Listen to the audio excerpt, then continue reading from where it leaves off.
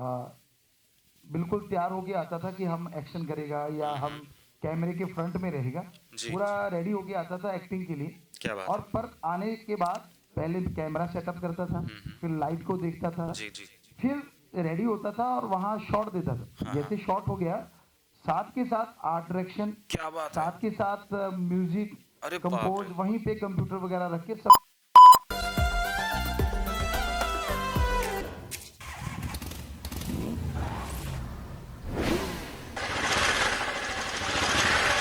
मैं खाता हूँ।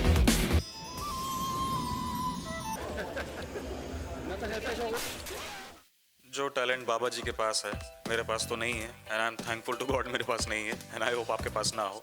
Welcome to reading films guys. यहाँ हम वो सीखेंगे जो हमारा एजुकेशन सिस्टम हमें नहीं सिखाता अबाउट द फिल्म मेकिंग। सो आज फिल्म जो हम डिस्कस करने वाले हैं वो है fast and furious Tokyo drift. सबसे पहले हम डिस्कस करेंगे कैरेक्टर्स को, and as per the lead character हम डिस्कस करेंगे सबसे पहले जॉश। ऑलराइट। सो गाइज मैं आपको ये बताऊंगा कि किस तरीके से शुरुआत के सीन्स में ही आपके सबकॉन्शियस माइंड में कैरेक्टर्स के बारे में ऐसी इमेज क्रिएट कर दी जाती है जिससे कि थ्रू आउट द फिल्म जब वो कैरेक्टर कोई भी रोल प्ले करे, जब वो कोई पार्ट प्ले करे, तो आपको अटपटा ना लगे या वो ऐसा लगे कि ये कैरेक्टर को ऐसा ही बिहेव करना चाहिए था। सो पहले सीन में गाइज ये एक नेग्लिजिबल सा सीन है, कास्टिंग की शुरुआत में आता है, लेकिन इस एक पर्टिकुलर सीन से आपको जॉश के बारे में पूरा कैरेक्टर डिज़ाइन कर दिया जाता है एक्चुअली आपके सबकॉन्शियस माइंड में। ऑलराइट गाइस, सो इस एक सीन से क्या देखने को मिलता है कि जॉश एक चीज़ को विटनेस कर रहा है, कुछ लड़के एक लड़के को परेशान कर रहे हैं, वो ये जाता है, इंसिडेंट देखता है, बट वापस हो जाता है, वापस जाता है। गाइस तो इस सीन से क्या हुआ, इससे ये समझ में आता है कि जॉश उन चीज़ों में इन्वॉल्व नहीं होता जो चीज़ें उससे डायरेक्टली इन्वॉल्व नहीं है। जब उसकी गाड़ी का शीशा टूटता है तो वो उतर जाता है एक लड़ाई के लिए, he is in for a fight, right. एक यहाँ पे छोटा सा ऑब्जेक्ट आपको दिखेगा, रेंच। कैरेक्टर के साथ इस ऑब्जेक्ट को लिंक करने का मतलब ये है कि यहाँ पे ये लड़ाई करने के लिए रेडी है।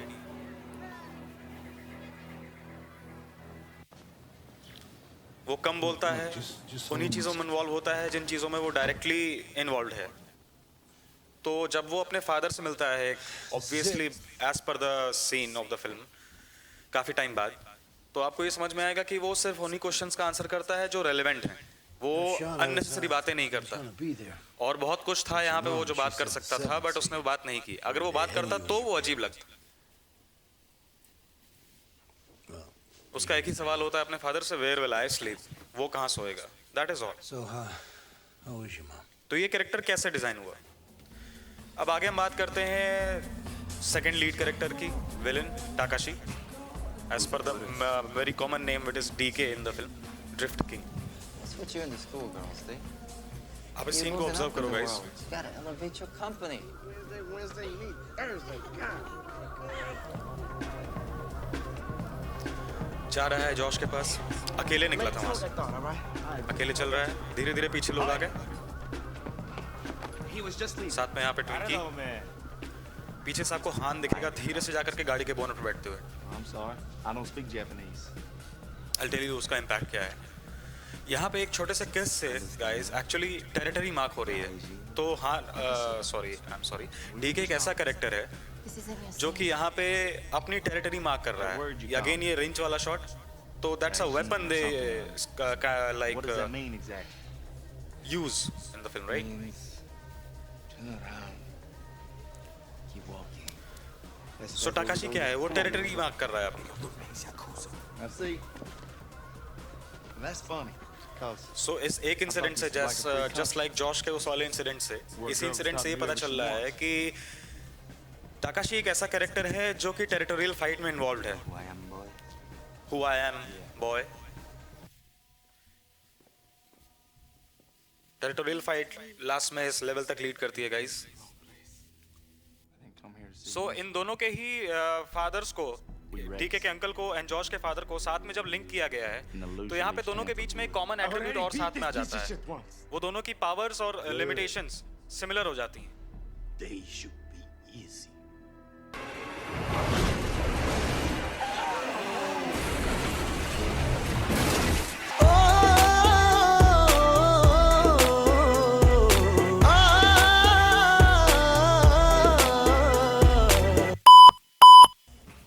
सो guys welcome back to the scene.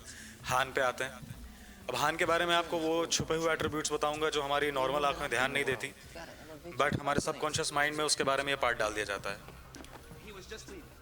मैंने आपको थोड़ी देर पहले बताया था जब हान जाकर के पीछे बोनट पे बैठता है।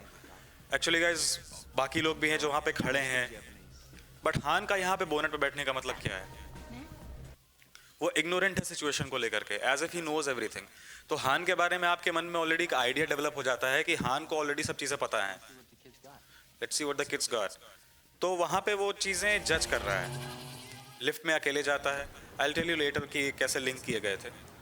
यहाँ पे हान उस सारी चीज़ों को क्लियर करता है कि वो थ्रू आउट द फिल्म ऐसा कैरेक्टर क्यों है जिसमें वो शांत रहता है, चीज़ों ऑब्जर्व करता है। वो बताता है कि वो यहाँ कैसे पहुँचा है and all. This is my Mexico.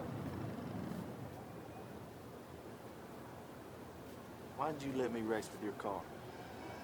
You knew I was gonna wreck it. Why not? Cause it's a lot of money. तो ये जब कहता है कि जॉश कहता है कि तुमने मुझे अपनी गाड़ी क्यों दी जब तुम्हें ये पता था कि वो गाड़ी टूट जाएगी। सो गाइस जब भी आप किसी कैरेक्टर को लेकर के उसको डिजाइन करें तो हमेशा आपको ये भी ध्यान देना चाहिए कि उस कैरेक्टर को बाकी कैरेक्टर्स के साथ लिंक कैसे करना है। जब आप कैरेक्टर में सबसे पहले काम करना शुरू करोगे तो आप बाकी कैरेक्टर्स पे भी ये उनके बीच में कॉमन टर्म्स या लिंक ढूंढ पाओगे जिसके बाद उनके बीच के कनेक्शन या उनके बीच के डायलॉग एक दूसरे को कंट्रडिक्ट ना करें और एक साथ सारे के सारे सीन में और आपकी फिल्म में शूट करें। फिल्म्स गाइस एक सेट्स पे नहीं बनती, फिल्म बनती है आपके ब्रेन के ऊपर। आपको ऐसे शॉट्स दिखाए जाएंगे जिसकी वजह से आपके सबकॉन्शियस माइंड में कैरेक्टर को लेकर के वो चीजें आनी चाहिए जो डायरेक्टर चाहता है। इसलिए गाइस फिल्म बनने से पहले आता है फिल्म का कैरेक्टर। आपको पहले अपना कैरेक्टर को डिजाइन करना है, देन आपको ये सोचना है कि आपकी स्क्रिप्ट कैसे फॉलो करेगी, तभी वो ईज हो पाता है। So if you don't drift to win, what do you drift for?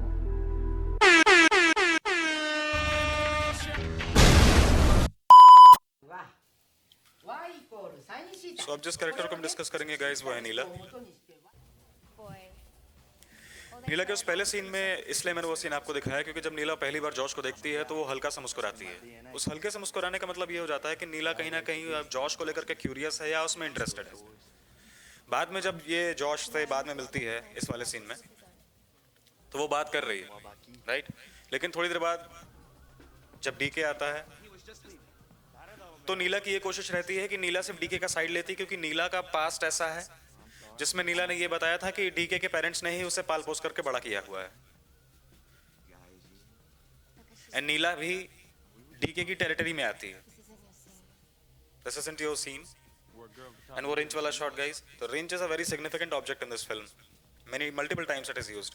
Guys wrench की जगह एक बैट भी हो सकता था लेकिन रिंच इसीलिए रखी गई क्योंकि it is directly linked with a car, so that's how you linked objects. यहाँ पे नीला के दोनों कैरेक्टर्स के बीच में खड़े होने का भी अच्छा खासा सिग्निफिकेंस है गाइस। ये दोनों ही कैरेक्टर्स के बीच का एक ऐसा लिंक है जो थ्रू आउट द फिल्म को लीड करता है। नीला यहाँ पे जब मोरीमोटो को देखती है तो एक अजीब सा मुंह बनाती है, सी राइट। अब इससे ये क्लियर हो गया था उस टाइम पे कि Neela is actually not enjoying that company of DK very much. जब लास्ट में वो डीके को आकर के ये कहती है कि यू हैव चेंज्ड डीके, ठीक है, तो आपका सबकॉन्शियस माइंड ये चीज़ एक्सेप्ट कर लेता है कि हाँ अगर ये नीला अचानक से ये चीज़ कह रही है, so it is not like कि ये चीज़ अभी सडन आई है या अचानक से हो गई है, तो आपके सबकॉन्शियस माइंड को उस चीज़ को एक्सेप्ट करने में प्रॉब्लम नहीं होती। यहाँ पे एक काफ़ी अच्छा पॉइंट ये भी दोनों कैरेक्टर्स के बीच में रखा हुआ है, नीला और जॉश के बीच में, कि दोनों ही अपने आप को गाइजीन बोलते हैं। So that's also a very good connecting point in the characters, both of them, right. Japanese food is like the army. Twinkie के बारे में एक छोटा सा एट्रीब्यूट हमें देखने को मिलेगा कि Twinkie is a guy who is into petty trades, छोटे मोटे ट्रेड्स करता है। शुरुआत में आता है लैपटॉप के बाद में, लैपटॉप बेचने के बारे में बात करता है, then he talks about selling a phone to Josh, right.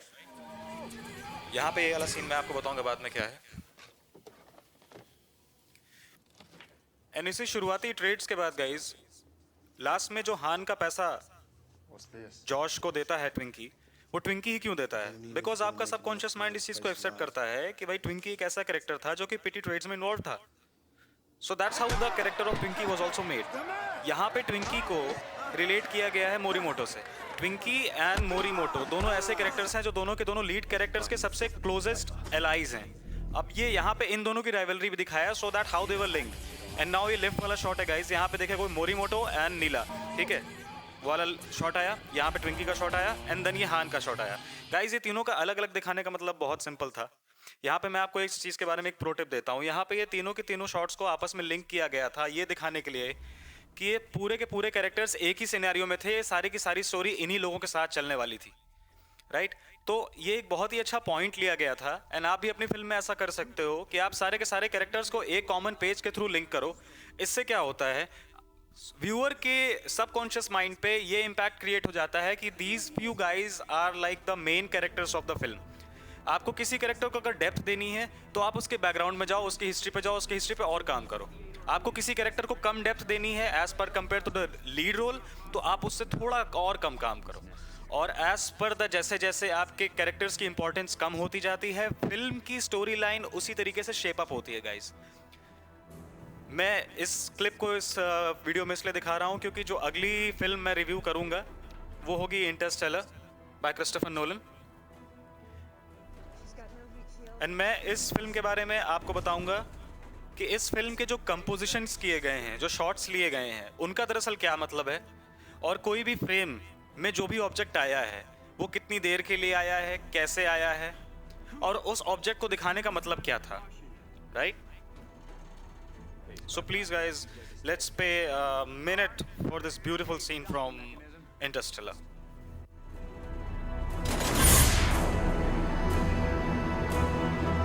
The turrets are starting to heat. 20 feet out. I need 3 degrees starboard, Cooper. 10 feet out. Cooper, we are lined up. Initiating spin.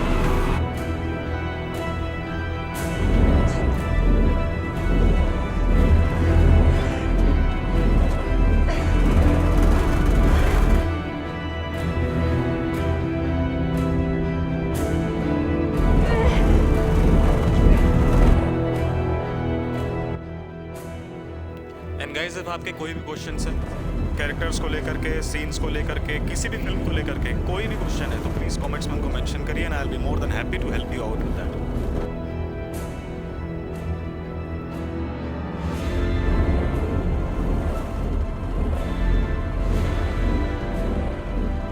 Come on, Tars.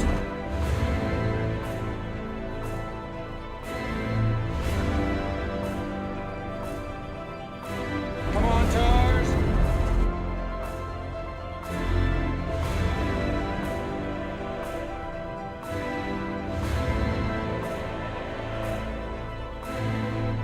We are locked. Easing up.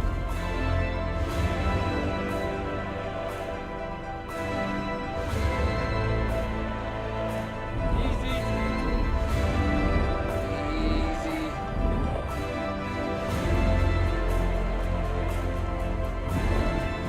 Retro thrusters.